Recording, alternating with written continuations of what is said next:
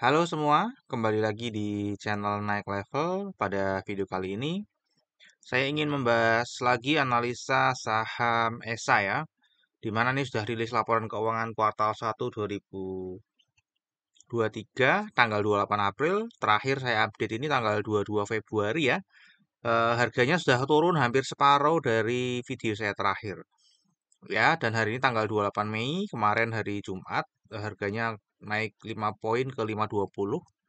Kalau kita lihat kinerja harga sahamnya ini untuk 1 tahun terakhir memang turunnya cukup dalam semua teman-teman ya. Jadi kalau teman-teman belinya di 1 tahun terakhir kemungkinan besar sedang floating minus ya. Kecuali kalau jangka panjang ya 3 tahun, 5 tahun, 10 tahun masih floating profit.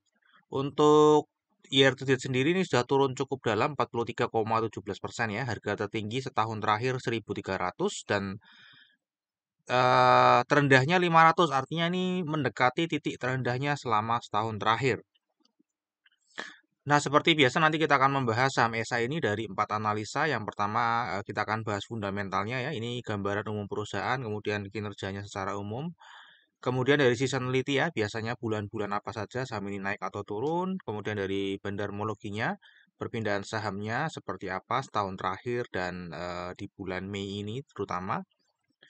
Terakhir teknikal ya, kita akan review analisa teknikal tanggal 22 Februari, video sebelumnya, kemudian nanti kita akan cek bagaimana arah sahamnya ke depan.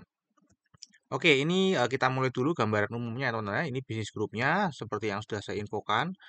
Mungkin kalau teman-teman baru pertama kali nonton video ini ya teman-teman ya. Jadi ESA itu bisnisnya adalah LPG, memproduksi ya ada LPG dan kondensat. Kemudian ada amonia juga teman-teman ya, menjual amonia. Ya, ESA ini perusahaan terbuka yang bergerak di bidang energi dan kimia. Jadi portofolio bisnisnya ada penyulingan LPG dan produksi amonia. Ya, jadi kira-kira itu.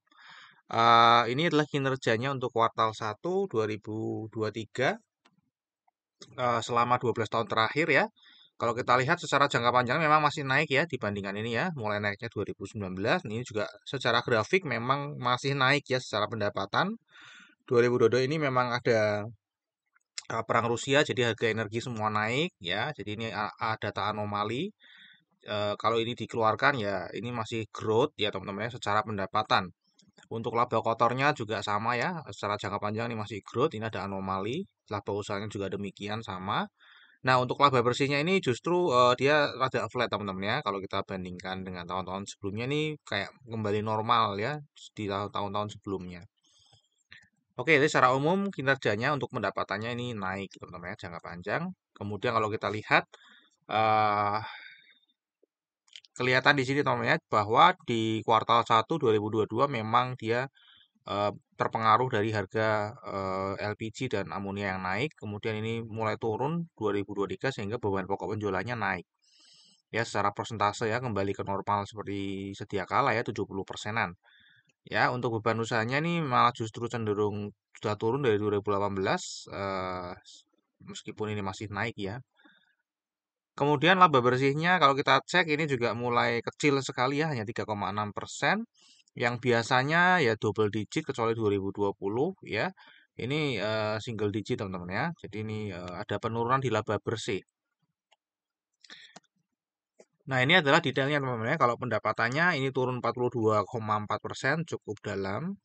Ya, laba kotornya lebih dalam lagi 71% turunnya dari 900 miliar hanya tinggal sisa 276 miliar saja. Ya, untuk laba usahanya juga turun 80% dan laba bersihnya ini turunnya cukup banyak, teman-teman ya. Turunnya itu 91,7% ya. Jadi sisa berapa itu? Sisa 8,3% aja ya dibandingkan dengan tahun lalu di kuartal 1 yang sama. Nah, untuk valuasinya sendiri kalau kita lihat PBV pada saat video ini dibuat masih 1,30 dan PI-nya rasionya itu 48,03. Ya, ini jeglek sekali ya teman-teman ya. Timpang antara annualized dan 12 bulan terakhir atau trailing 12 month. Ya, di mana PI rasionya trailing 12 month masih 4,8, artinya masih terbilang cukup rendah ya dibandingkan annualized-nya 48 karena memang ada anomali data tadi di tahun 2022 karena kenaikan harga energi ya. Jadi nanti kita akan menggunakan annualize saja karena yang 2022 sudah rasanya sulit lagi untuk terulang ya. Untuk PBV-nya kita lihat di sini sudah kembali normal seperti sedia kala, biasanya di perdagangan yang di PBV 1 sampai 1,5 lah ya. Yang sebelumnya 2021 dan 2022 sempat di atas 2. Dan kalau kita lihat PE ratio-nya untuk yang annualize ini kembali menjadi eh, di atas ya teman-teman. Jadi sedikit mahal ya secara annualize karena tadi memang secara prosentase dari pendapatan earning di kuartal 1 2023 ini adalah paling kecil ya dibandingkan pendapatan. Nah, untuk valuasinya sendiri earning yield-nya karena ini masih menggunakan trailing 12 month ya, sehingga saya akan ganti dengan annualize aja ya. Kalau di annualize disetahunkan ya, itu cuma 2,72%. Jadi sudah pasti ini sangat mahal ya. Jadi valuasinya memang bisa seperti ini kalau memang sahamnya ini saham energi ya, karena cyclical ya. Di kuartal sebelumnya kelihatan murah, tiba-tiba nanti bisa di kuartal berikutnya langsung jadi mahal ya. Ini namanya saham cyclical ya, jadi tidak teratur.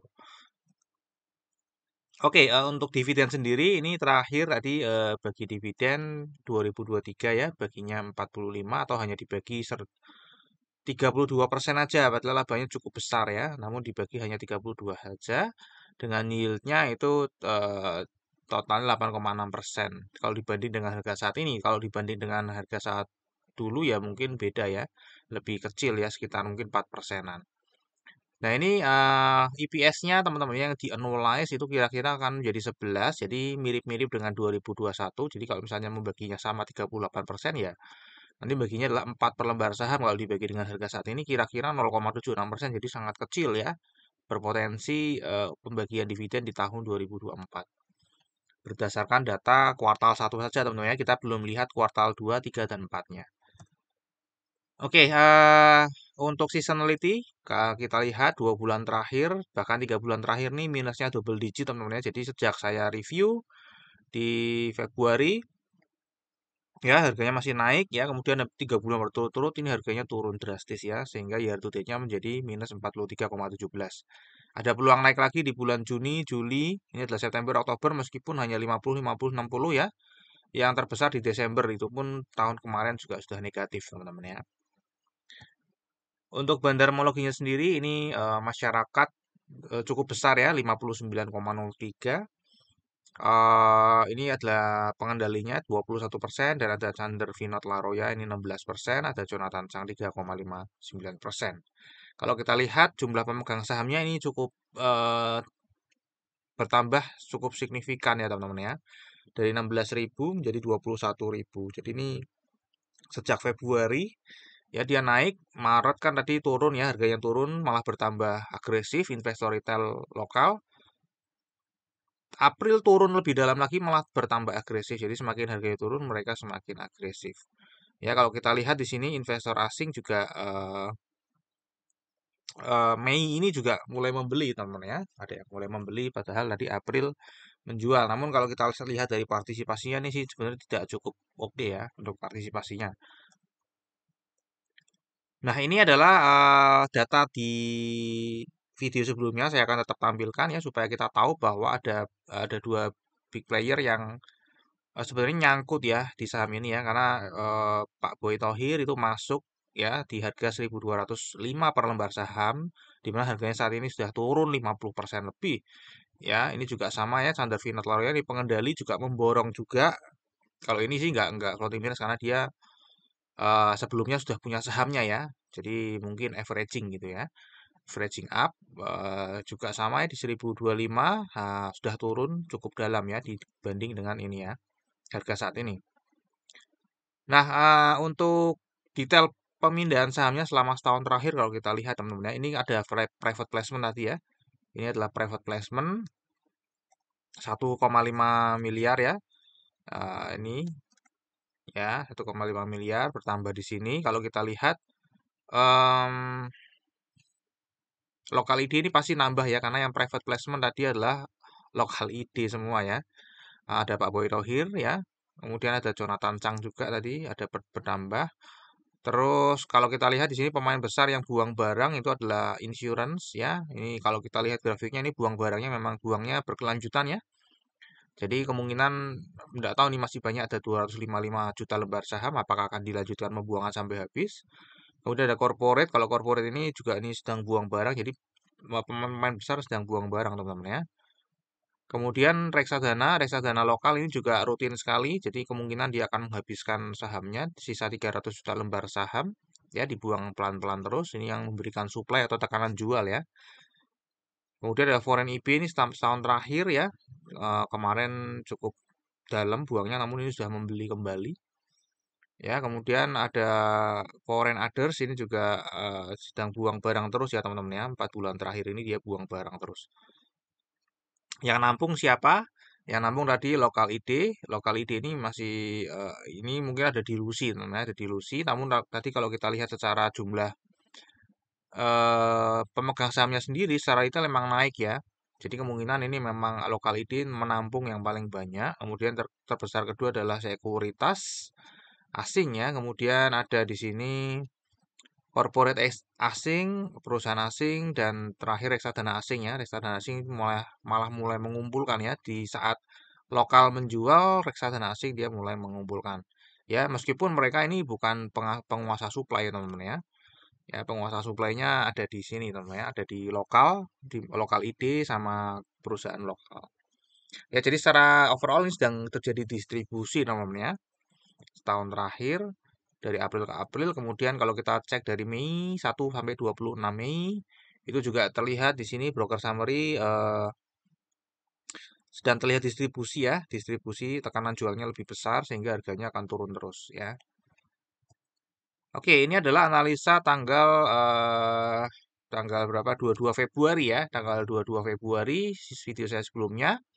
Di mana waktu itu harganya 940 dan saya prediksi dia akan naik ke 1020, kemudian dia akan naik ke 1120 teman-teman ya. Di sini dia masih ranging aja antara 810 sampai 1220 ya pada saat itu. Kemudian kalau kita review di sini ya pada saat saya membuat review eh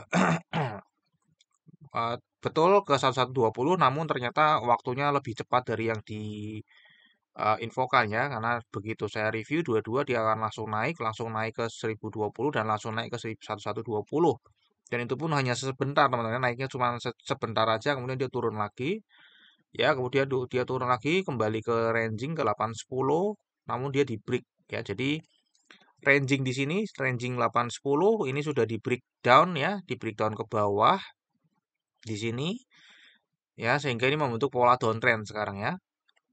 Oke, ini saya downtrendnya tapi cukup tajam teman-teman ya. Jadi dia breakdown di sini naik sedikit, ada koreksi sedikit, turun lagi, ya koreksi sedikit dan ini turun lagi teman-teman ya di 500. Jadi kemungkinan arah ke depannya ini mungkin ada koreksi sedikit, mungkin bisa turun lagi ke 410 teman-teman ya untuk ke depannya. Oke, ini adalah prediksi teknikal untuk ke depannya. Ya, kemudian terakhir kita akan bahas risamnya ya. Secara fundamental tadi kinerja jangka panjangnya masih naik ya secara pendapatan. Untuk kinerja jangka pendeknya turun karena 2022 tadi memang ini year on year kuartal 1 ya, saya lupa edit. Valuasi mahal ya karena kita pakainya annualized karena 2022 datanya anomali dan kemungkinan besar sangat kecil kemungkinan itu akan terulang. Ya, ini sudah baru 2 kali bagi dividen, kemudian forecast 2024 hanya 0,76 karena datanya turunnya cukup drastis ya secara laba. Untuk seasonality ini potensi naik di Juni, Juli, September ini hanya 50%, Oktober 60% dan Desember tadi 70%. Jadi yang paling potensial di bulan Desember. Untuk bandarmologi tadi April sampai April sedang distribusi. Untuk 1 sampai 28 Mei ini juga sedang distribusi teman-teman ya. Teknikalnya dia sedang downtrend. Oke, terakhir disclaimer ya. Jadi analisa yang saya bagikan di YouTube ini adalah analisa saya pribadi yang tentu saja juga bisa salah. Jadi ini bukan ajakan jual atau beli saham ESA. Silakan teman-teman wajib melakukan analisa sendiri sebelum membeli atau menjual saham ESA. Jadikan video saya ini hanya sebagai second opinion saja. Mungkin sampai di sini dulu video analisa saham ESA ya. Semoga bisa bermanfaat. Kita akan ketemu lagi di video yang berikutnya.